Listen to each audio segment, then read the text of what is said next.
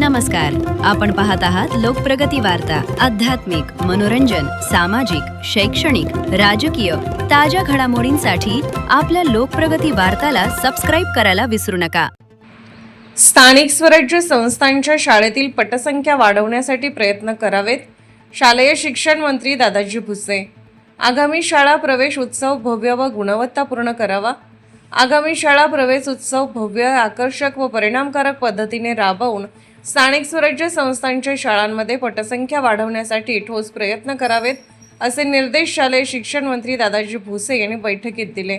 जिल्हा परिषद नाशिक येथील सभागृहात शिक्षण विभागाच्या जिल्हास्तरीय आढावा बैठकीत मंत्री श्री भुसे बोलत होते।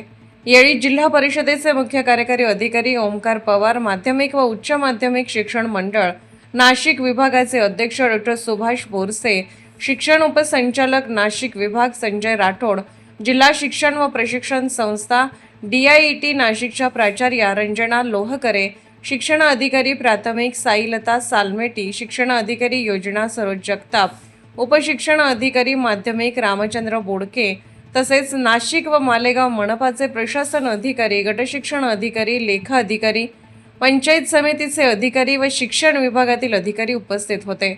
मंत्री श्री भुसे यांनी जिल्ह्यातील शिक्षण विभागाचा सर्वकष आढावा घेतला।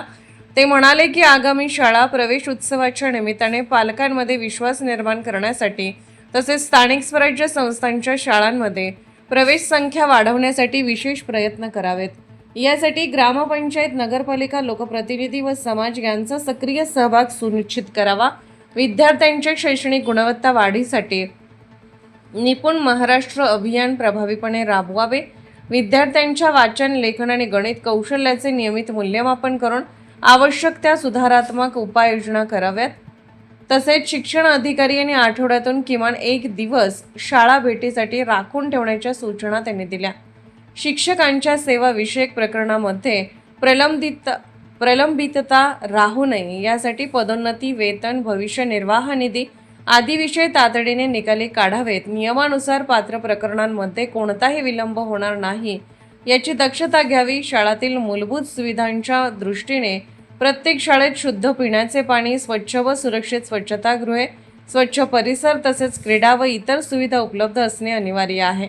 ज्या शाळांमध्ये दुरुस्ती, रंगरंगोटी किंवा इमारत सुरक्षिततेची आवश्यकता आहे त्या कामांना प्राधान्याने पूर्ण करावे। धोकादायक इमारती तात्काळ निष्क्रिय करून विद्यार्थ्यांच्या सुरक्षिततेस प्राधान्य द्यावे।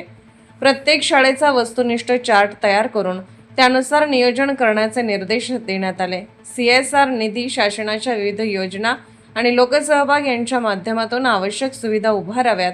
माझी शाळा माझी जबाबदारी या संकल्पनेतून समाजाचा सहभाग वाढवावा। शिक्षण अधिक आधुनिक करण्यासाठी प्रयोगशाळा, क्रीडांगण आणि कृत्रिम बुद्धिमत्ता, AI लॅब यासारख्या सुविधा उभारण्यावर भर द्यावा।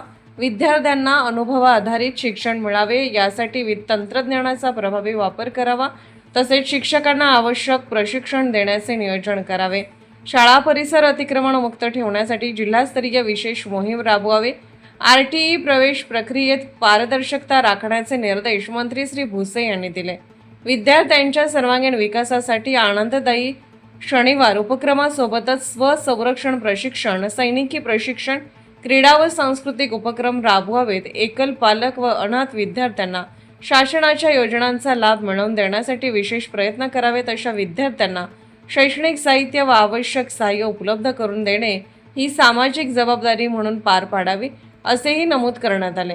गुणवत्ता, शिस्त, पारदर्शकता आणि समन्वय या तत्वावर आधारित शिक्षण व्यवस्थेत सकारात्मक बदल घडवण्याचे आवाहन मंत्री श्री भुसे यांनी केले।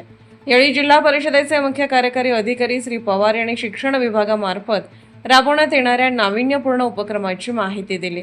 मान्यवरांच्या उपस्थितीत धमाल सुट्टी या पुस्तिकेचे अनावरण करण्यात आले।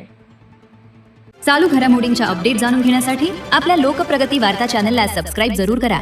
बेल आयकॉनवर क्लिक करा आणि रहा अपडेट।